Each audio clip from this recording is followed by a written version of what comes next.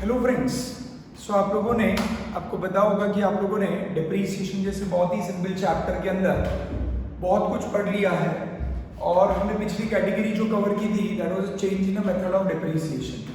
बेटा जब आप डिप्रीसिएशन की मेथड चेंज करते हो वो कुछ डिफिकल्ट नहीं है, ऐसा कुछ बहुत ही अलग नहीं है, बहुत ही कुछ डिफरेंट नहीं है।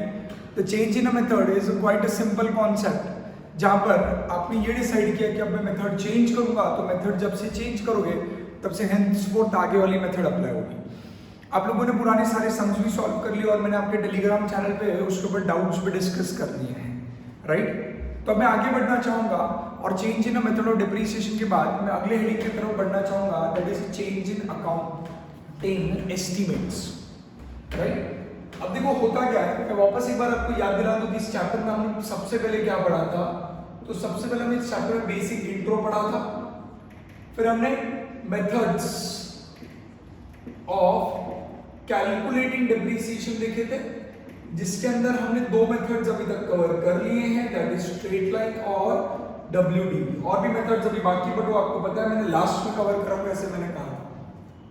फिर हमने मेथड्स ऑफ रिकॉर्डिंग डिप्रीसिएशन देख लिए थे। मेथड ऑफ रिकॉर्डिंग में भी हमने दो मेथड देख लिए, that is charge to asset और प्रोविजन फॉर डिप्रीसिएशन मेथड। फिर मैंने आपके साथ चौथा आइडिया में जो डिस्कस किया, that was change in method of depreciation. Obviously यहां पर हेडिंग में तुमने दो मेथड्स देखे, एक मेथड ऑफ कैलकुलेटिंग था, एक मेथड ऑफ रिकॉर्डिंग था।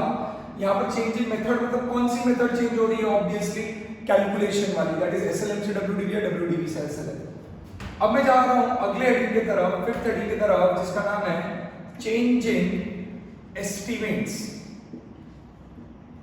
अब इसका लॉजिक भी पुराने अकाउंटिंग स्टैंडर्ड 5 से रिलेटेड है, जहां पर चेंज इन मेथड और चेंज इन एस्टिमेट के बारे में कुछ बोला गया है। अब एक बहुत ही इंटरेस्टिंग सा डिस्कशन है बच्चा, एक 15 मिनट का छोटा सा डिस्कशन है, तो ध्यान देना पड़ेगा। यहाँ पे आते मजा आएगा। अपन प्रोफेशनल लेवल पे कुछ एडवांस पढ़ने की बात कर रहे हैं, एकदम अच्छे से जा रहे हैं, आपको मजा आएगा, ध्यान दें। इंटरेस्टिंग पार्ट में स्टार्ट करो, यहाँ पे प्लीज फोकस। बेटा वो क्या रहा है यहाँ पर, अगर तू मेरे साथ तो समझ रहा है, मैं कह रहा हूं मैं ऐसी सिचुएशन में जा रहा हूं जहां पर एस्टिमेट चेंज हो रहा है।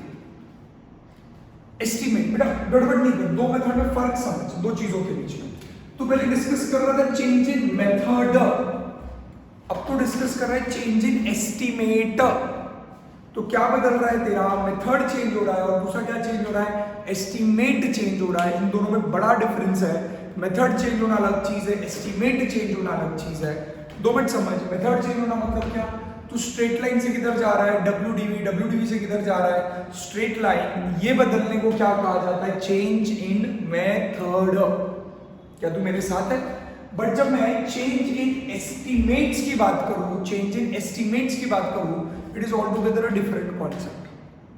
अब पहली बात, इस चैप्टर में एस्टिमेट्स की बात जब आ रही है, तो क्यों एस्टिमेट्स की बात की जा रही है, क्योंकि आपको पता है इस चैप्टर में जो फैक्टर्स डिटरमाइनिंग डिप्रीसिएशन थे, डिप्रीसिएशन कैलकुलेट करने के लिए जो फैक्टर्स यूज किए जाते थे, वो तीन फैक्टर्स थे। एक था कॉस्ट ऑफ एसेट, एक था एस्टेटेड यूजफुल लाइफ, एक था एस्टिमेटेड क्या स्क्रैप या सैल्वेज वैल्यू। अब तो देखेगा तो क्लियर कट दिख कर आ रहा है कि पूरे चक्कर में दो चीजें एस्टिमेटेड है। तो अगर डिप्रीसिएशन कैलकुलेट करने जा रहा है तो ये दो चीजें हैं एस्टिमेटेड आ रही है। एस्टिमेटेड एक एस्टिमेटेड क्या है, यूजफुल लाइफ, एक एस्टिमेटेड स्क्रैप वैल्यू। अब मैं क्या कह रहा हूं, मैं जब फिफ्थ पॉइंट डिस्कस कर रहा हूं तो मैं किस सिचुएशन से डील कर रहा हूं वो समझ। बेटा मैं मेथड नहीं चेंज कर रहा, अभी पिछले केस में मैं मेथड चेंज कर रहा था, अब मैं मेथड नहीं चेंज कर रहा। मतलब क्या, मैं स्ट्रेट लाइन जो पहले से फॉलो कर रहा था अभी भी मैं स्ट्रेट लाइन ही फॉलो करूंगा। आई रिपीट, मैं पहले स्ट्रेट लाइन फॉलो कर रहा था, अभी भी मैं क्या फॉलो करूंगा, स्ट्रेट लाइन ही फॉलो करूंगा। मैं मेरी मेथड चेंज नहीं कर रहा। पहले भी स्ट्रेट लाइन था, अभी भी स्ट्रेट लाइन है। वापस कह रहा हूं, मैं मेरी मेथड चेंज नहीं कर रहा, राइट। बट क्या हो गया, मैंने एक असेट खरीदा था, उस असेट को खरीदते वक्त उसकी कॉस्ट, ये कॉस्ट एक्चुअल फिगर होती है, एस्टिमेटेड नहीं होती है। मुझे उसकी कॉस्ट पता थी, मैंने एस्टिमेट किया उसका यूजफुल लाइफ, मैंने एस्टिमेट किया उसका स्क्रैप वैल्यू, और ये फिगर्स, ये इंफॉर्मेशन, ये 3 फैक्टर्स से मैंने उसका डिप्रिसिएशन की अमाउंट ढूंढ ली कि हर साल में कितने से मेरे असेट को डिप्रिशिएट करूंगा। अब कुछ समय गुजर जाने के बाद मुझे पता चला या मुझे ऐसा लगा कि मैंने जो एस्टिमेट किया था वो चेंज हो रहा है, जो मैंने एस्टिमेशन किया था, जो मैंने अंदाजा लगाया था वो बदल रहा है। तो मैंने क्या करना, ये इस सिचुएशन का मेन, ये इस कैटेगरी का मेन सर्कमस्टेंस है जहां पर तेरा मेथड नहीं बदल रहा था। एसएलएम से एसएलएम ही कर रहा है तो पहले डब्ल्यूडीवी कंटिन्यू कर रहा था, अभी भी डब्ल्यूडीवी ही कंटिन्यू करेगा, तो मेथड नहीं बदलेगा। बट अचानक तेरे को लगता है कि तेरी क्या चेंज होगी बेटा, एस्टिमेटेड कुछ फिगर चेंज हो गई, तो क्या करना वो इसमें सिखाया जाएगा। दोनों में कंफ्यूज नहीं करना, इसलिए दोनों को बहुत एलॉबरेट कर रहा हूं। एक जगह पे तो मेथड चेंज कर रहा था, ऑब्वियसली मेथड चेंज करते हो तो देखो सब रिकम्प्यूटेशन करना पड़ता था, वापस लाइव देखनी पड़ती थी। मतलब तू देख रहा है इनडायरेक्टली ये ब्रॉडर कंसेप्ट है, इसका नैरोअर पार्ट है। मतलब क्या, तो अगर देखिएगा जब मेथड चेंज करने में मल्टीपल स्टेप्स है। मेथड जब भी तू चेंज करेगा, जब तू स्ट्रेट लाइन से डब्ल्यूडीवी आएगा, शायद तुझे वापस एस्टिमेट्स करने पड़ेंगे, री एस्टिमेट लाइफ करनी पड़ती है। जैसे हमने जो इलस्ट्रेशन 7 सॉल्व किया था उसके अंदर हमने लाइफ को वापस री एस्टिमेट किया। शायद जब तू मेथड चेंज करता होगा तब एस्टिमेट चेंज होते होंगे, एस्टिमेट चेंज होते रहेंगे, पर हर बार जब एस्टिमेट चेंज होंगे जरूरी नहीं कि तू मेथड चेंज करेगा। सुन 2 मिनट के लिए मैं क्या बोल रहा हूं, जब तू मेथड बदलेगा तो तू रीएस्टिमेट्स करेगा सारी चीजें, क्योंकि जब तू एसएलएम से डब्ल्यूडीवी, डब्ल्यूडीवी से एसएलएम जाएगा, वापस से को लाइव देखनी पड़ेगी, सब करनी पड़ेगी। मतलब मैं कह रहा हूं मेथड चेंज करना ये ब्रॉडर कैटेगरी है। मेथड चेंज जब तूने की, जब मेथड बदलने की बात की, तो मेथड चेंज करते वक्त शायद तेरे को एस्टिमेट चेंज करने पड़ेंगे, बट जरूरी जब तू एस्टिमेट चेंज करे तेरी मेथड बदले। आ रहा है कुछ समझ में? मैं एक एग्जांपल से समझाता हूँ, ध्यान देना। अपना एक बेसिक एग्जांपल लेते हैं, हर बार वाला केस। बेटा 5 लाख रुपए का मेरा असेट था, राइट? पक्का मैंने 5 लाख और 20 का एक असेट खरीदा। 2 मिनट के समझ में स्क्रैप वैल्यू 0 एज्यूम करो, 2 मिनट स्क्रैप वैल्यू को हटा दो डिस्कशन में से। स्क्रैप वैल्यू 0 एज्यूम किया, 5 लाख रुपए का मेरा असेट था। मैंने लाइफ एस्टिमेट की इसकी 5 इयर्स। तो सबको पता है मैंने जब पहली बार असेट खरीदा था 5 लाख का, लाइफ एस्टिमेट की थी 5 इयर्स, इसको डिवाइड किया 50,000 रुपीज पर एनम। पक्का नहीं ना, कितना है बोलना भाई, 1 लाख रुपीज पर एनम क्या है, डेप्रीसिएशन। अब हुआ क्या, ईयर 1 में मैंने असेट खरीदा 5 लाख रुपीज का, उसके ऊपर डेप्रीसिएशन लगाया 1 लाख रुपीज। ईयर 2 में बैलेंस कितना आ गया मेरा 4 लाख। वापस ईयर 2 में डेप्रीसिएशन लगाया 1 लाख रुपीज, अब बैलेंस कितना आ गया 3 लाख ईयर 3 में। अभी 3 लाख रुपीस का बैलेंस कब पड़ा है मेरे असेट के अंदर, ईयर 3 के शुरुआत में, 3rd ईयर के बिगिनिंग में, इजंट इट सो? पक्का वाला शो। अब क्या हुआ, अब मैं 3rd ईयर में सोचता हूं कि मैं एक बार वापस चेक करूं क्या मैंने असेट की जो एस्टिमेटेड लाइफ रखी थी या जो सोची थी वो सच में उस असेट की लाइफ वही है क्या। आई रिपीट, मैं 3rd ईयर में ऐसे सोच रहा हूँ, मैं वेरीफाई करना चाह रहा हूँ कि मैं एस्टिमेटेड लाइफ मैंने मेरे असेट की कितनी सोची थी खरीदते वक्त 5 इयर्स, तो क्या आज भी मेरे असेट की लाइफ उतनी ही है क्या, राइट? अब अगर तू मेरा एक डिस्कशन समझेगा बेटा, तेरे को नहीं लगता, एक मिनट तू डिस्कशन समझेगा, तेरे को ऐसा नहीं लगता एस्टिमेट्स कभी भी एक्यूरेट नहीं हो सकते? तेरे को ऐसा नहीं लगता एस्टिमेट्स कभी भी एक्यूरेट नहीं हो सकते? आखिर एस्टिमेट बदलने ही वाले बेटा। तू एस्टिमेशन का मतलब क्या, तू सुन ना 2 मिनट के लिए। जब तूने असेट खरीदा तब तूने सोचा था कि असेट की लाइफ कितनी रहेगी 5 इयर्स, ये तेरा अंदाजा था बेटा। अंदाजा एक्यूरेट होगा ये हो ही नहीं सकता कभी, हमेशा अंदाजा थोड़ा बदलता ही है। जैसे मैं तुमको पहले एक एग्जांपल दिया था, कि तुमको याद रहेगा, तूने असेट खरीदा से फॉर एग्जांपल 10 लाख रुपए का, तूने सोचा था कि एंड ऑफ दी उसकी लाइफ एज्यूम की 10 साल, तूने एज्यूम किया एंड ऑफ द लाइफ 50,000 उसकी स्क्रैप वैल्यू आएगी, तो तूने 10 साल तक असेट को डेप्रीशिएट किया। 10 साल तक डेप्रीशिएट करने के बाद अब असेट्स की बुक वैल्यू कितनी हो गई 50,000। अब जब तू उसको एक्चुअल में बेचने जाएगा तो जरूरी नहीं कि 50,000 ही मिले। अरे एक्चुअल सेल प्राइस में not be equal to scrap value at the end of the life of the asset. क्यों ऐसा कह रहा हूं, क्योंकि ऑब्वियसली जो तू एस्टिमेट करता है वो एक्चुअल नहीं है। मे भी तूने एस्टिमेट की थी असेट की लाइफ 5 साल 10 साल, पर शायद कल जाके लाइफ उसकी उतनी ना रहे। मतलब मैं क्या कह रहा हूं, एस्टिमेट्स जो होते हैं वो कभी एक्चुअल से मैच नहीं होते। तो अकाउंट्स खुद मानता है, अकाउंट्स खुद कहता है कि there is a high possibility कि कुछ समय के बाद आपने जो एस्टिमेट्स किए थे वो एस्टिमेट बदल जाए। आपने शायद जो बैकग्राउंड में सोचा रहेगा, देखो आपने जब एक मशीन, समझो मेरी मशीनरी है, मैंने मशीनरी खरीदी। अब होता क्या, बैकग्राउंड वापस डिटेल में लेता हूँ। मैंने मशीनरी खरीदी, तो मैंने मशीनरी खरीदते वक्त जिससे मशीनरी खरीदी उसको पूछा, भाई ये मशीनरी कितने साल चलेगी? तो उसने बोला, देखो सर मशीनरी की लाइफ तो 10-15 साल है, पर ये आपको बेनिफिट, इफेक्टिव बेनिफिट, अच्छे बेनिफिट कम से कम 5 साल देगी। तो शायद मेरे पास मेरा कोई इंजीनियर रहेगा मेरी फैक्ट्री के अंदर, उसको मैंने पूछा, भाई तेरे को क्या लगता है कितने साल काम आ सकती है? तो उसने भी वही कंफर्म दिया रहेगा कि ठीक है चलो सर इसका 5-1 साल तो लाइफ आराम से जाएगा। तो शायद 2-3 जगहों से मैंने इंक्वायरी की, एंड वो इंक्वायरी करने के बाद मैंने सोचा कि ठीक है ये असेट की इकोनॉमिक लाइफ, अभी पूछना मत क्या होता है इकोनॉमिक लाइफ, इस असेट की इकोनॉमिक लाइफ 5 साल रहेगी, ऐसा मैंने एस्टिमेट कर लिया, राइट। अब एस्टिमेट कर लिया मैंने 5 साल। हुआ क्या, पहले साल मैंने मशीनरी को यूज किया, दूसरे साल मैंने मशीनरी को यूज किया, 2 साल तक मैंने मशीनरी को डेप्रिशिएट करके कितने वैल्यू पे लेकर आ गया, 3 लाख रुपीज। अब मैंने वापस मेरे इंजीनियर को बुलाया, इधर आ। इंजीनियर को पूछा, पता है इंजीनियर देख ये मेरी जो मशीन है ये और कितने साल चलेगी? अगर मेरे एक्चुअल एस्टिमेट के हिसाब से निकालूं तो एक्चुअल पहला वाला जो एस्टिमेट निकालो, एक्चुअल फर्स्ट एस्टिमेट के हिसाब से निकालूं तो फर्स्ट एस्टिमेट के हिसाब से इसकी और कितनी लाइफ बाकी है, 3 इयर्स। मैंने मेरे इंजीनियर या मेरा मैकेनिक रहेगा, देखो काफी अब गाड़ी गराज वाले के पास लेके जाते हो दिखाने के लिए, गराज वाला आपको ओपिनियन देता है, तो नहीं लग रहा एस्टिमेट्स उन चीजों का तू कर पाएगा जिसके बारे में तुझे नॉलेज है, जिस फील्ड में तू एक्सपर्ट है, जिस फील्ड में तुझे अच्छा नॉलेज है। जिस फील्ड में तुझे नॉलेज नहीं है, जैसे आज मुझे कोई आके मशीनरी के बारे में पूछेगा, कोई गाड़ी के बारे में पूछेगा, तो शायद मैं कंप्यूटर के बारे में पूछेगा तो मैं उसकी लाइफ नहीं बता सकता, क्योंकि मुझे उस चीज का एक्यूरेट नॉलेज नहीं है। इन दैट केस मुझे क्या करना पड़ता है, किसी दूसरे के जाके उससे ओपिनियन लेना पड़ता है। आपको लगता है जब तक मैं लोगों से ओपिनियन नहीं लूंगा I can't frame my estimate यार।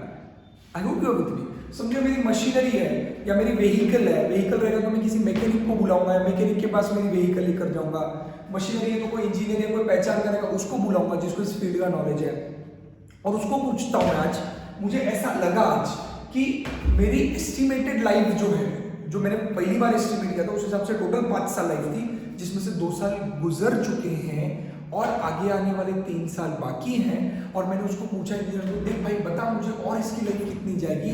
तो कहता है सर आपने इस मशीनरी, इस व्हीकल को इतना अच्छे से मेंटेन रखा, आपका यूज इतना सिस्टमैटिक था कि मुझे लगता है कि ये और 5 साल चलेगा। मेरी लैंग्वेज सुन अच्छे से क्या बोल रहा हूँ मैं। वो कहता है कि मुझे लगता है कि ये और 5 साल चलेगा। मतलब जो मेरा पहला एस्टिमेट था, फर्स्ट एस्टिमेट जो था वो था 5 इयर्स लाइफ में, बट जब आज मैंने री एस्टिमेट किया, री एस्टिमेट समझता है, री एस्टिमेट किया, अगेन एस्टिमेट किया, एस्टिमेट कब किया? 2 साल बाद। मतलब इस एसेट की कितनी लाइफ खत्म हो चुकी थी? 2 साल खत्म हो चुकी थी, और कितनी लाइफ बाकी थी? 3 साल बाकी थी। अब वो मुझे कहता है री एस्टिमेट करके कि आज मुझे लगता है इस एसेट की और 5 इयर्स लाइफ, और 5, मतलब ऑलरेडी कितनी लाइफ गुजर चुकी थी पहले 5 साल में से? 2 साल गुजर चुकी थी, और कितनी ऑलरेडी लाइफ कितनी गुजर चुकी थी? 2 साल गुजर चुकी थी। वो कहता है और 5 इयर्स चलेगा। मतलब अल्टीमेटली टोटल लाइफ कितनी हो गई? 7 इयर्स हो गई।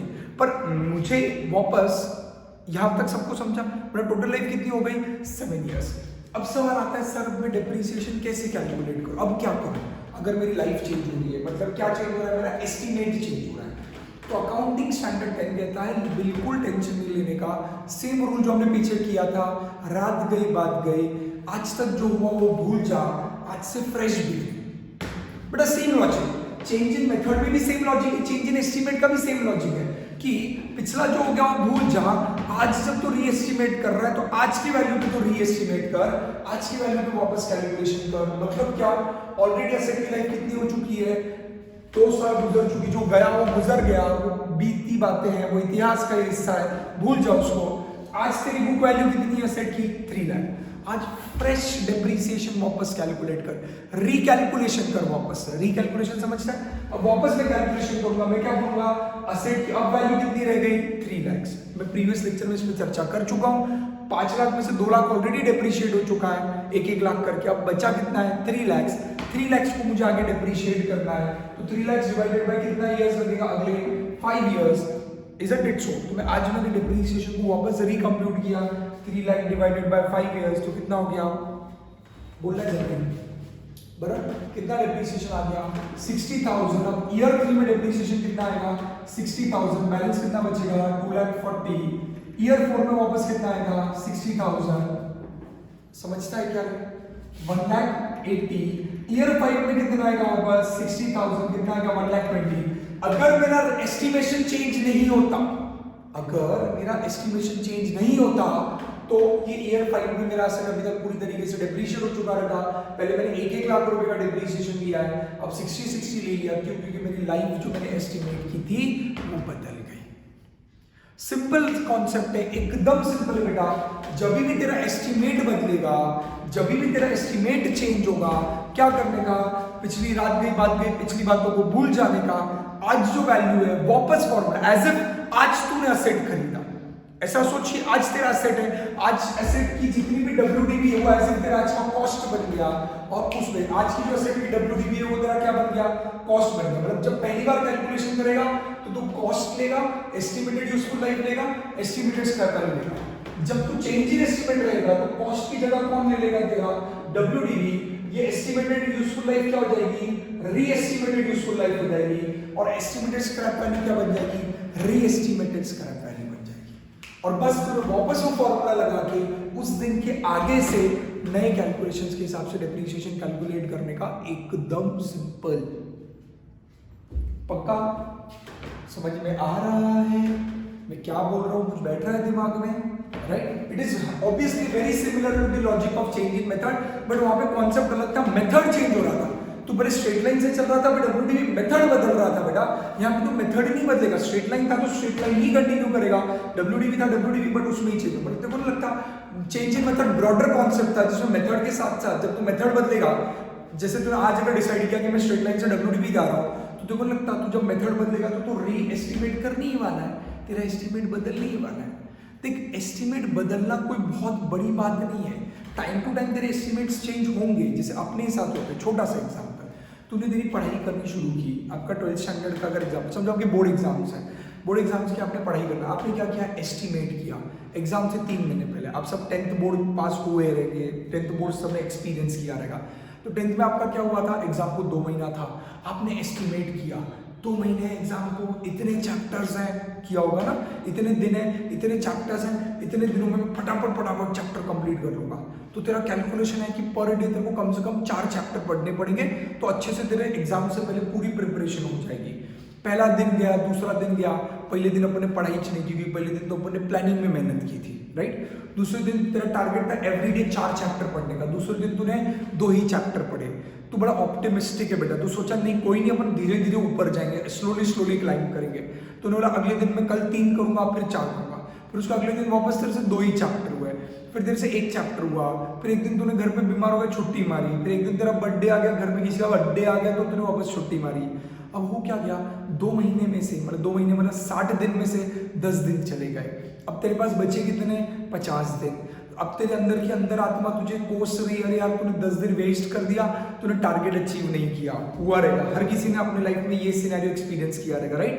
अब क्या हो गया, अब 10 दिन तूने पहले एस्टिमेट किया था कि 2 महीने में मैं पूरा सिलेबस कंप्लीट करूंगा। कैसे, बाय 2 महीने में सिलेबस कैसे कंप्लीट करूंगा, by studying 4 chapters per day. अब अनफॉर्चुनेटली 10 दिन जा चुके हैं, अब तेरे पास 50 दिन बाकी है। अब तू वापस से री एस्टिमेशन करेगा या किया होगा, कनेक्ट करने में क्या क्या, तूने वापस री एस्टिमेट किया होगा बेटा, तूने वापस सोचा रहेगा मैं वापस कैलकुलेट करके देखता हूं। अब तू क्या करेगा, और कितने दिन बाकी, अभी जो 10 दिन गए वो तो गए, उसको तो कुछ नहीं कर सकता। उस 10 दिन में तेरे जितने चैप्टर हुए, अभी 10 दिन के अंदर तेरे टेक्निकली डेली 4 चैप्टर के हिसाब से 40 चैप्टर हो जाने चाहिए एक बार पढ़ के, राइट? पर तेरे नहीं हुए, तो तेरे समझो कुछ 15 चैप्टर हुए रहेंगे जितने होने चाहिए तो टारगेट। तो तू रिमेनिंग चैप्टर्स, जो तेरे टोटल चैप्टर्स रहेंगे उसमें से उतने चैप्टर माइनस कर देगा, और रिमेनिंग चैप्टर्स को रिमेनिंग डेज से डिवाइड करके नया टारगेट, नया शेड्यूल बनाएगा। Isn't it so? क्यों नया टारगेट, नया शेड्यूल बनाएगा? क्यों? क्योंकि तेरा पुराना एस्टिमेट के हिसाब से अलग कैलकुलेशन था, अभी अलग था। तो तूने मेरी 2 बातें नोटिस की इसमें से। पहली चीज, तूने वो दिन जो चले गए, जो 10 दिन चले गए, उसको भी इग्नोर कर दिया, और वो 10 दिन में तूने जो चैप्टर पढ़े हैं उसको भी इग्नोर कर दिया तूने। Isn't it? जैसे लॉकडाउन की वजह से हो गया, समझो किसी का लॉकडाउन वजह से एग्जाम पोस्टपोन हो गया, तो उसने पहले 2 महीने का टारगेट रखा था कि मैं पर डे इतने चैप्टर पढ़ूंगा। अब लॉकडाउन के उसको टाइम ज्यादा मिल गया, अब वो नए एस्टिमेशन करेगा, नए दिन लेगा और नए चैप्टर्स लेगा। तो उसी तरह जब तेरा चेंज इन एस्टिमेट होता है तो जो साल गुजर चुके वो साल को तू छोड़ देगा।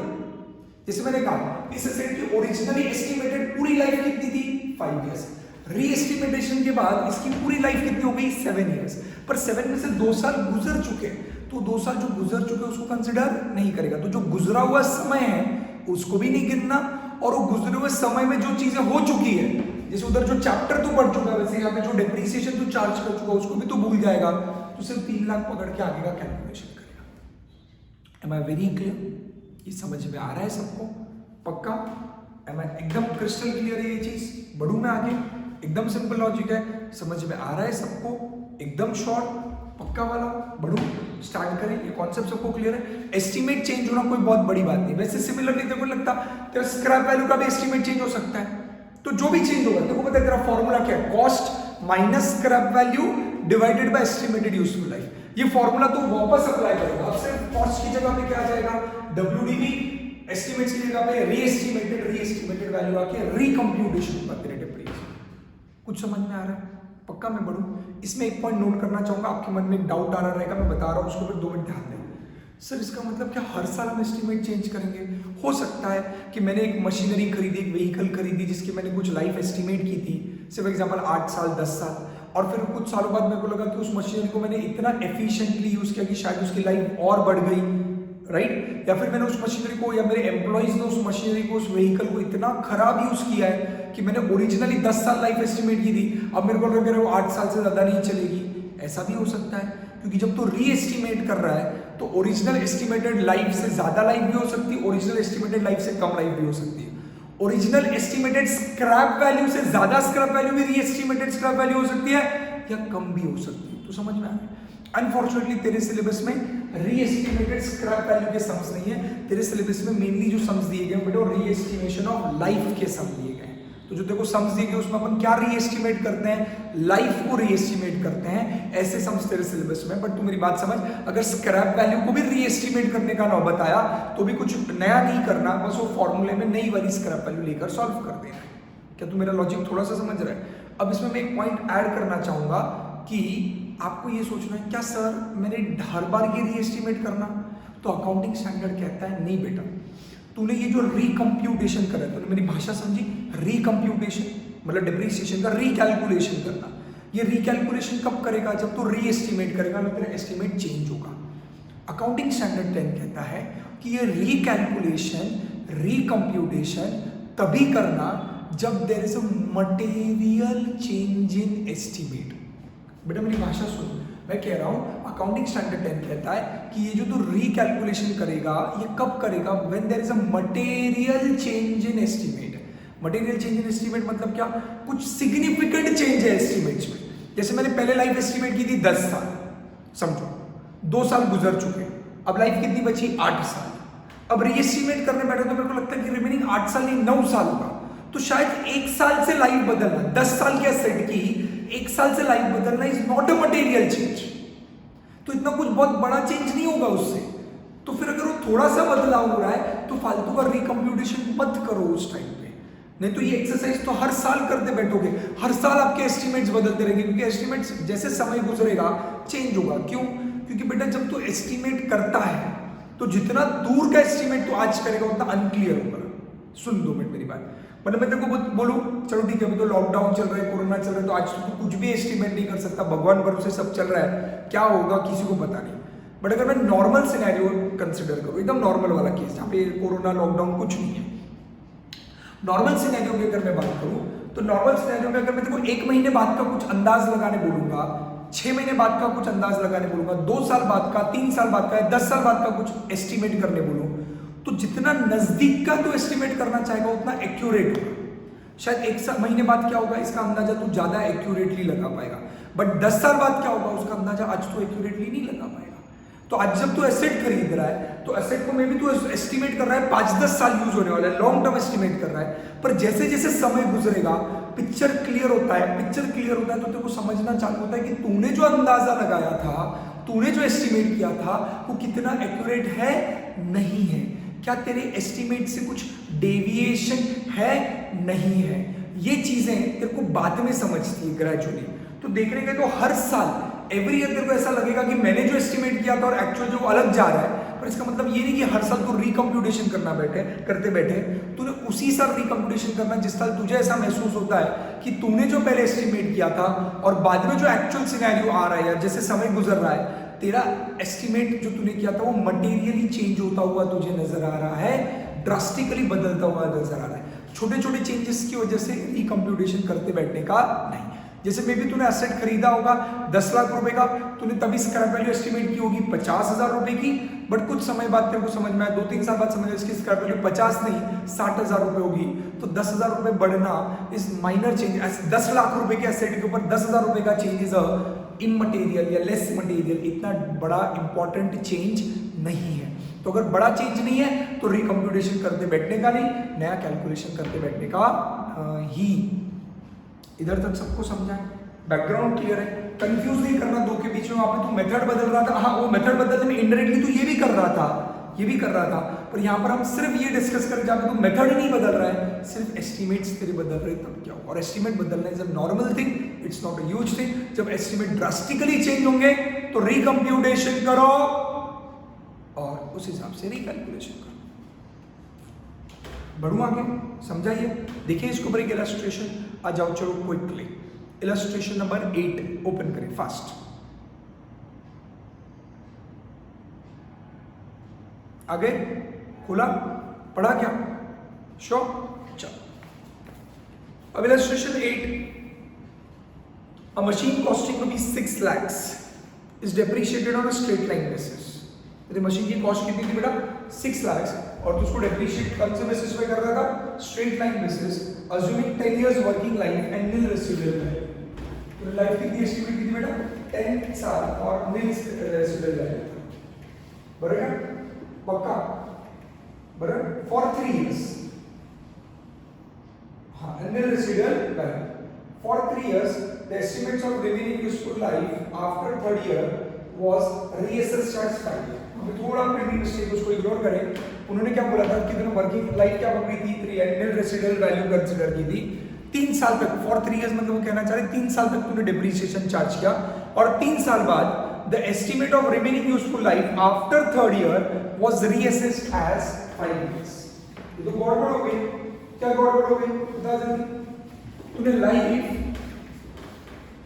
बेटा जानबूझ के, जो मैंने एग्जांपल अभी बोर्ड पे कराया और अभी वाला जो एग्जांपल है वो ऑपोजिट है, मैंने जानबूझ के दूसरा लिया था, समझे 2 मिनट के लिए। क्या कैलकुलेशन है? बराबर, सब लोग हैं मेरे साथ? Illustration number 8 done. तेरा कॉस्ट ऑफ असेट कितना था? कॉस्ट ऑफ असेट मेरे हिसाब से 6 लाख था, डन क्या?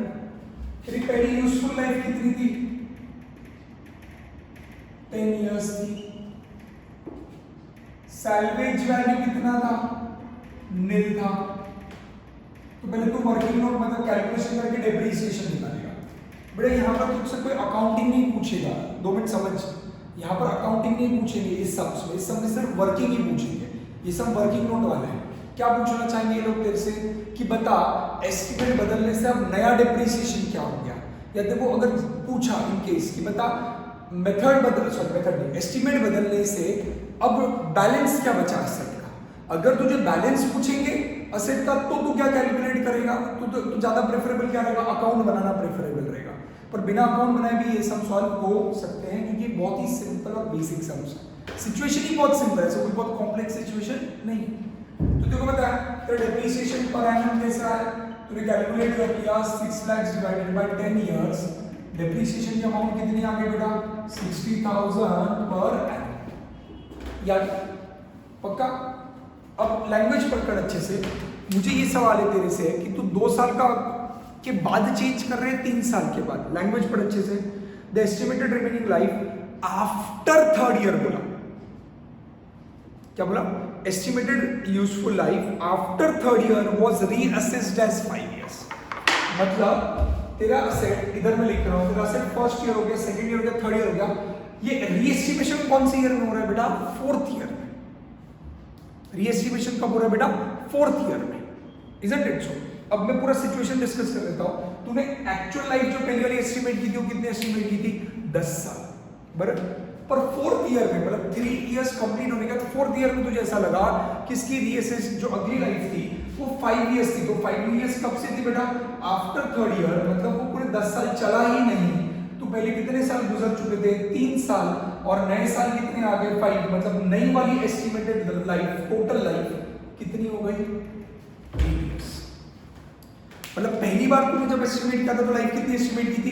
10 इयर्स, जिसमें से पहले 3 साल गुजर हुए। थर्ड ईयर के बाद जब फोर्थ ईयर में तूने एस्टिमेट किया कि fourth year including fourth year होगा वो, क्योंकि तो आफ्टर थर्ड ईयर एस्टिमेट कर रहा है, तो चौथा साल कंसिडर करके और कितना साल एसेट चलेगा? अगले 5 साल।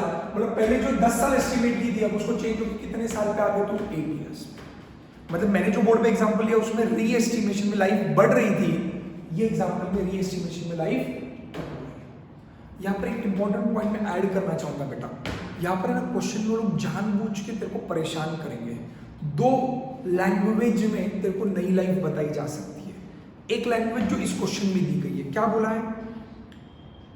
After third year it was reassessed as 5 years. तो असेट की लाइफ जो एस्टिमेट की गई थी 5 इयर्स की, वो आफ्टर थर्ड ईयर था, मतलब थर्ड ईयर के बाद आगे के 5 इयर्स।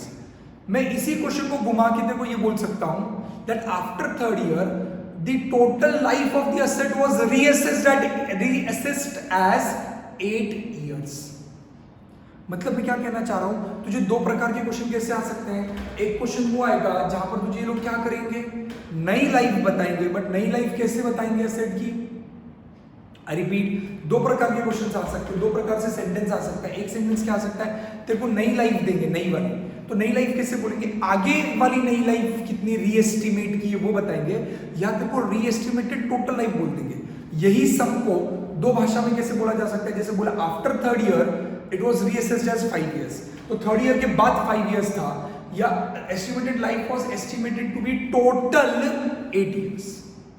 तो अगर आपको टोटल एसेट की लाइफ 8 इयर्स बोल दी तो भी वही मतलब हो गया कि 3 साल के बाद आप जब रीअसेस कर रहे हो और कह रहे हो कि टोटल लाइफ 8 इयर्स है, तो रीअसेस थर्ड ईयर के बाद हो रहा है, फोर्थ ईयर में हो रहा है, तो अगली थर्ड ईयर के बाद फोर्थ ईयर ऑनवर्ड्स कितनी लाइफ बच गई? 5 इयर्स। ये समझ में आ रहा है? अब अपना कैलकुलेशन क्या होगा? अब अपन यहाँ पे क्या करेंगे?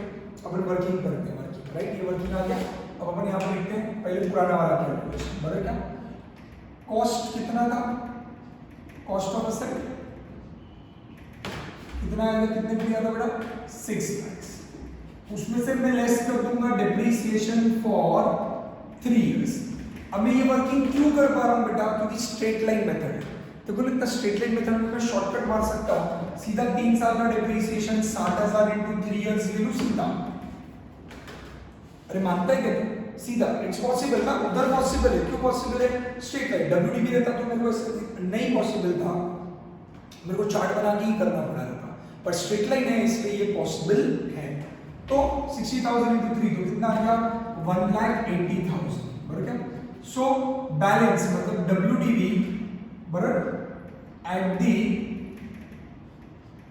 Beginning of fourth year. Fourth year की शुरुआत में मेरे बुक्स में डब्ल्यूडीबी कितना हो गया? 6 लाख में से 1,80,000 चला गया तो कितना हो गया? 4,20,000। ये क्या आ गया मेरा? बराबर ये आ गया बैलेंस। अब मैं क्या करूंगा? रीएस्टिमेशन करूंगा। अब नया एस्टिमेशन आ गया, चौथे साल की शुरुआत में बैलेंस कितना हो गया? 4 लाख, बराबर। अब मैं कैलकुलेट करूंगा depreciation per annum as per री एस्टिमेटेड लाइफ। क्या कैलकुलेशन करने की कोशिश कर रहा हूं? Right, depreciation as per रीएस्टिमेटेड life. तो रीएस्टिमेटेड लाइफ के हिसाब से वापस कैसे आएगा? अब मेरे लिए कॉस्ट की जगह कितनी आ गई? 4,20,000। लेस करंट वैल्यू क्या है? 0। मानता है क्या तुम? जैसे यहाँ पर ऊपर डेप्रीसिएशन वैल्यू कैसे थी? 6 लाख माइनस क्या किया था? 0। वैसे यहाँ पे 0 हो गया, डिवाइडेड बाय अब लाइफ कितनी हो गई? 5 इयर्स। तो इसके आगे तेरा डेप्रीसिएशन कितना हो जाएगा? तो अगर कैलकुलेटर में 4,20,000 डिवाइडेड बाय 5 करेगा कितना हो गया? 84,000 पर एनम। अब 4,20,000 में से इसके बाद डेप्रीसिएशन कितना चार्ज होगा? 84,000।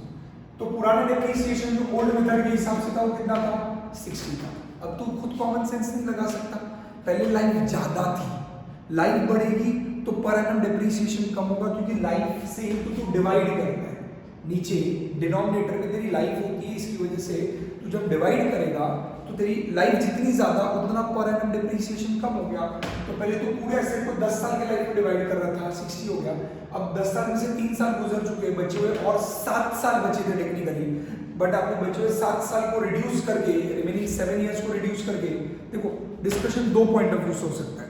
2 पॉइंट ऑफ व्यू कौन सा? एक टोटल लाइफ की भाषा में मैं तेरे से डिस्कस कर सकता हूँ, एक रिमेनिंग लाइफ की। टोटल लाइफ पहले 10 साल थी, अब टोटल लाइफ 8 साल हो गई, राइट। जब मैं रिमेनिंग लाइफ की भाषा में बात करूं तो 3 साल बाद जो रिमेनिंग लाइफ थी वो 7 इयर्स थी, बट री एस्टिमेशन के हिसाब से रिमेनिंग लाइफ कितनी हो गई? 5 इयर्स हो गई। क्या तू समझ पा रहा है क्या? अल्टीमेटली 2 साल से कम हो गई लाइफ, तो तेरा डेप्रिसिएशन ऑटोमेटिकली क्या हो जाएगा? बढ़ जाएगा, क्योंकि तेरी लाइफ क्या हो गई है सामने कम हो गई। आ रहा है सबको समझ में? ये वाला क्लियर है सबको? श्योर? डन? मैं बढ़ूँ आगे? पक्का? श्योर? ये बाद में लिख लेना, पहले एक काम करें फटाक से, ये क्वेश्चन नंबर 8 जो मैंने आपसे डिस्कस किया हुआ है, इसी के साथ आ जाए पीछे आपके प्रैक्टिकल प्रॉब्लम नंबर 17 की तरफ। 2 मिनट के लिए लगे हाथ में, तुरंत ओरली डिस्कस कर लेते हैं। अगला क्वेश्चन प्रैक्टिकल प्रॉब्लम 17 सेक्शन 2 का दिखा सबको? आपको बोला Sushmita limited has an asset purchase 3 years ago for 9,70,000। मिला ये क्वेश्चन? ये आपको खुद ट्राई करना है, मैं ओरली डिस्कस करो, ध्यान दे, पेन मेन मत उठा, रख नीचे, ध्यान दे यहाँ पर। सुष्मिता लिमिटेड ने एक असेट खरीदा था आज से 3 साल पहले, और उसकी वैल्यू तब थी 9,70,000 में खरीदा था। The residual value was estimated to be 10,000, estimated useful life was 8 years। तब लाइफ कितनी एस्टिमेट की थी? 8 years। 8 years में से 3 साल गुजर चुके हैं, मतलब ओरिजिनल एस्टिमेशन के हिसाब से और कितने साल बाकी है? 5 years। Company charges straight line method of depreciation due to change in technology change हो गई। Company estimates that asset will become obsolete in another 3 years। मिला क्या? Another 3 years time from now, आज से आगे की 3 साल। How should depreciation be treated in a view of the revision in a useful life. अब इसको तू वापस 2 भाषा में डिस्कशन कर सकता है। ओरिजिनली लाइफ कितनी एस्टिमेट की थी असेट की? देख क्या बोला? 8 years। अब 3 साल गुजर चुके, मतलब बचे कितने थे? 5 साल। रिमेनिंग लाइफ कितनी थी? 5 years। अब री एस्टिमेशन के हिसाब से रिमेनिंग लाइफ कितनी हो गई? 3 साल, मतलब 2 साल से टेक्निकली लाइफ खत्म हो गई। तो ओवरऑल टोटल लाइफ जो हो गई वो 6 years हो गई, जो पहले कितनी एस्टिमेट की गई थी? 8 years। समझ में आ रहा है? आप ये फटाक से अपडेट करोगे और ये वाला सब आप लोग ट्राई करोगे एज अ होमवर्क। ये अपडेट करने के बाद मैं नेक्स्ट कॉन्सेप्ट स्टार्ट करूंगा। आई होप ये छोटा वाला कॉन्सेप्ट सबका क्लियर है, that is change in estimated. आपके एस्टिमेट आपको मैं कह चुका हूँ, आपको सम्स कौन से एस्टिमेटेड लाइफ के चेंज में। तो आप पॉज करके तब तक ये अपडेट कर लें फटाक से। डन?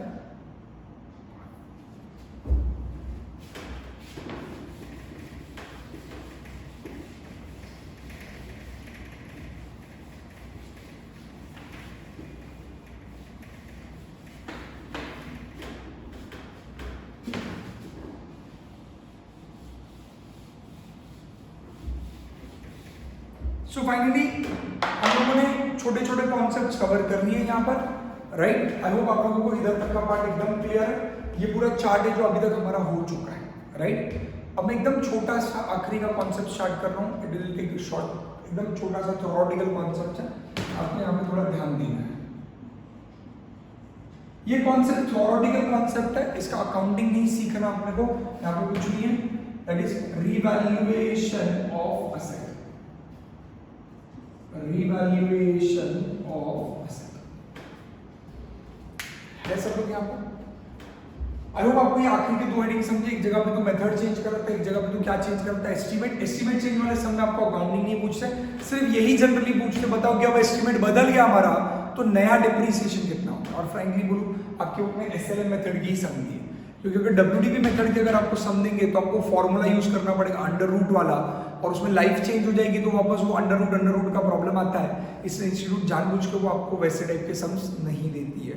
तो नॉर्मली मैं कहूँ तो स्ट्रेट लाइन मेथड के ही सम्स आएंगे तो आएंगे, बट ये कैटेगरी कॉन्सेप्चुअली समझिए। डब्ल्यूडीपी मेथड भी रहता है और तेरे पास लॉग टेबल का यूजेज करके अगर वो कैलकुलेट करते आता है तो दो नई लाइफ लेकर नया सब लेकर रीकम कैलकुलेशन और कंप्यूटेशन करेगा। That's it. बढ़ू में आगे श्योर पक्का। अब एक छोटा सा आखिरी सा कॉन्सेप्ट अपने को पढ़ने का है। क्या कॉन्सेप्ट है वो आते हैं फटाक से।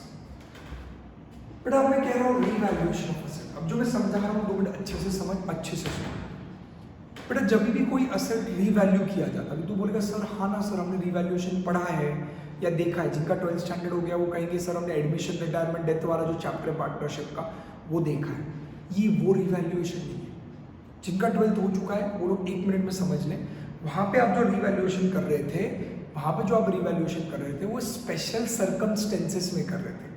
जब कोई पार्टनर एडमिट होता है, जब कोई पार्टनर रिटायर होता है, जब कोई पार्टनर डेथ होता है, स्पेशल सर्कमस्टेंसेस में करने वाला रीवैल्यूएशन। उसका अकाउंटिंग वो 12th में जो कराया गया वो सही है, एकदम सही है, वो उधर हो गया, वो डिपार्टमेंट ही अलग है। मैं यहाँ पर दूसरा सिचुएशन डिस्कस कर रहा हूँ जहाँ पे ईयर एंड में तुम रीवैल्यूएशन करते हो। राइट। अब मैं पहले रीवैल्यूएशन का मतलब समझा देता हूँ। बेटा प्रॉब्लम ये होता है कि जब आप कोई असेट खरीदते हो, जब मैं असेट कह रहा हूँ तो ऑब्वियसली मैं फिक्स्ड असेट की बात कर रहा हूँ, जिसको इस चैप्टर में हम लोग नाम देते हैं पीपीई की बात कर रहा हूँ। जब कोई आप असेट खरीदते हो तो उस असेट की जो कॉस्ट प्राइस होती है उसमें से आप हर साल उसमें से डेप्रीसिएशन माइनस करते हो, और ऐसे माइनस करके हर साल का जो डेप्रीसिएशन है वो माइनस करके आपको यहाँ पे WDV मिलती है, जिसको हम बुक वैल्यू भी कहते हैं। आई रिपीट, आप असेट खरीदते हो, उस असेट के कॉस्ट में से डेप्रीसिएशन माइनस करते जाते हो, और माइनस हर साल माइनस करने के बाद जो आपके बुक्स में बैलेंस बचता है उसको हम WDV या फिर क्या नाम देते हैं बेटा बोल जल्दी, बुक वैल्यू। तो तेरे असेट की ये जो बुक वैल्यू होती है ये कभी भी मार्केट वैल्यू के इक्विवेलेंट नहीं आती है। आई रिपीट, ये जो तेरी बुक वैल्यू है ये कभी भी मार्केट वैल्यू के इक्वल नहीं होती। हम डेप्रीसिएशन चैप्टर की शुरुआत में ही, स्टार्टिंग में ही डिस्कस कर चुके हैं। क्या आप सबको समझता है? हमने पहले ही डिस्कस कर लिया है कि ये जो बुक वैल्यू होती है कभी भी मार्केट वैल्यू के इक्वल नहीं होगी। तो मुझे प्रॉब्लम क्या है, मेरे बुक्स में समझो कोई असेट है, से for example plant and machinery जो मैंने 20 लाख रुपए का खरीदा है, मैं उसको डेप्रिशिएट कर करके आज मेरे बुक्स में समझो फॉर एग्जांपल वो 14 लाख रुपए पे है, तो जो बुक्स में अगर उस असेट की वैल्यू आज अगर 14 लाख रुपीस है तो मार्केट वैल्यू के इक्वल कभी नहीं होगा बेटा। वो मार्केट वैल्यू के इक्विवेलेंट कभी नहीं होने वाला, क्योंकि मार्केट में उस एसेट का वैल्यू का जो रिडक्शन है और मेरे बुक्स में रिडक्शन का प्रोसीजर अलग है। ये मैं इंट्रोडक्टरी में चीख कर कह चुका हूं, याद है क्या? तो असेट की book value is never equal to its market value, its book value is never equal to its market value. पर हमें कोई हर्ज नहीं होता, हम इसी सिलसिला, हम मार्केट वैल्यू को भाव भी नहीं देते, हर्ज हम उसमें ध्यान भी नहीं देते, हम हर साल बैलेंस शीट बनाते जाते हैं और हर साल की बैलेंस शीट में हमारे असेट्स को रिटर्न डाउन वैल्यू पे लिखते जाते हैं। ये 14 लाख का अगले साल शायद 12 लाख होगा, 12 का 10 लाख होगा, हर साल उस असेट में से हम डेप्रीसिएशन माइनस करते जाते हैं। ये बेसिक समझता है पक्का? अब अकाउंटिंग स्टैंडर्ड 10 का क्या कहना है वो कहता है कि मुन्ना अगर तुझे किसी साल ऐसा लगा, रिपीट मुन्ना, अगर तुझे किसी साल इस तरह लगा आउच, ऐसे लगा वाला नहीं, मन में ऐसा लगा कि मुझे मेरे असेट्स की बुक वैल्यू को अब मार्केट वैल्यू के इक्वल लाना है, मुझे अगर मेरे असेट्स की बुक वैल्यू को मार्केट वैल्यू के इक्वल लाना, अगर तुझे ऐसा लगा कि तो ये नाइंसाफी नहीं होने देना चाहता, तुझे ये प्रॉब्लम है कि जो तेरी बैलेंस शीट है, बैलेंस शीट उसके अंदर जो भी एसेट है, समझ यहाँ पर मशीनरी, यहाँ पर व्हीकल, यहाँ पर कंप्यूटर, ये सारे बेटा तेरे असेट्स हैं, ये सारे तेरे अलग अलग असेट है, और तुझे ये गम है, ये दुख है कि ये जो सारे असेट्स हैं इनकी ये जो भी बुक वैल्यू है ये तो असेट में से, अभी एक आधा असेट रहेगा जैसे लैंड में तो कभी डिप्रीसिएशन नहीं लगता, तो लैंड की भी जो बुक वैल्यू है ये सारी बुक वैल्यूज जो है ये इनकी मार्केट वैल्यू के इक्वल नहीं थी। तुझे गम हुआ, तुझे लगा कि नहीं यार गलत हो रहा है, मे बी मेरे बुक्स में लैंड तो कभी डिप्रीशिएट हुआ नहीं होगा, तो लैंड मेरे बुक्स में आज 5 लाख रुपए का दिख रहा है, बट मार्केट में उसकी वैल्यू 50 लाख रुपए हो चुकी है। मुझे गम है, मुझे दुख है कि कोई भी मेरी बैलेंस शीट देखता है, मुझ पे हंसता है, हाँ हाँ हाँ आपका लैंड 5 लाख का लैंड है आपके पास। मैं उसको कैसे बताऊं कि गधे मेरा लैंड 5 लाख का नहीं, मेरा लैंड की आज की मार्केट वैल्यू 50 लाख है, पर मैंने खरीदा 5 लाख में था। और अकाउंटिंग प्रिंसिपल कहता है कि असेट को रिकॉर्ड हमेशा किस पे करना, उसकी कॉस्ट पे करना। कॉस्ट प्रिंसिपल करके एक प्रिंसिपल है जो कहता है असेट हमेशा कॉस्ट पे, इसलिए मेरा लैंड उसके कॉस्ट पे दिख रहा है कितने पे, 5 लाख पे, बट उसकी मार्केट वैल्यू कितनी है आज की डेट पे, 50 लाख। ये 5 लाख 50 लाख के इक्वल बुक में नहीं दिख रहा, बुक में 5 लाख ही दिख रहा है। मे बी मेरी मशीनरी आज 14 लाख रुपीस की दिख रही है, बट मार्केट में उसकी मशीनरी की वैल्यू शायद 10 लाख ही रहेगी शायद, पर मैंने यहाँ पर ज्यादा पे दिखाया है 14 लाख। मुझे गम है, मुझे दुख है कि मेरी बैलेंस शीट मेरी ट्रू पिक्चर नहीं बता रही। आई रिपीट, अकाउंट्स का जो एक प्रिंसिपल है कॉस्ट प्रिंसिपल, उसका एक डिसएडवांटेज है कि आप असेट को, जो नॉन डेप्रिशिएबल असेट है उसको हमेशा कॉस्ट पे दिखाते हो, और जो डेप्रिशिएबल असेट है उसको कॉस्ट में से आप एक लाइफ एस्टिमेट करते हो और उस लाइफ एस्टिमेटेड के अनुसार डेप्रिसिएशन माइनस करते हो, जिसकी वजह से जो आपके हर साल की बैलेंस शीट में जो असेट्स की वैल्यू दिख रही है वो उसकी मार्केट वैल्यू के बराबर नहीं है। और इसी बात का आपको दुख है, इसी बात का आपका खेद है कि आपकी बैलेंस शीट मार्केट वैल्यू पे नहीं दिखा रही है आपके असेट्स को। इसीलिए आपके ऑर्गेनाइजेशन का ट्रू पिक्चर, आपकी सही औकात, आपकी औकात नहीं समझ में आ रही, मतलब एग्जैक्टली आपके पास असेट है पर वो असेट की सही वैल्यू क्या है आज के डेट पे, ये बैलेंस शीट नहीं दिखाता।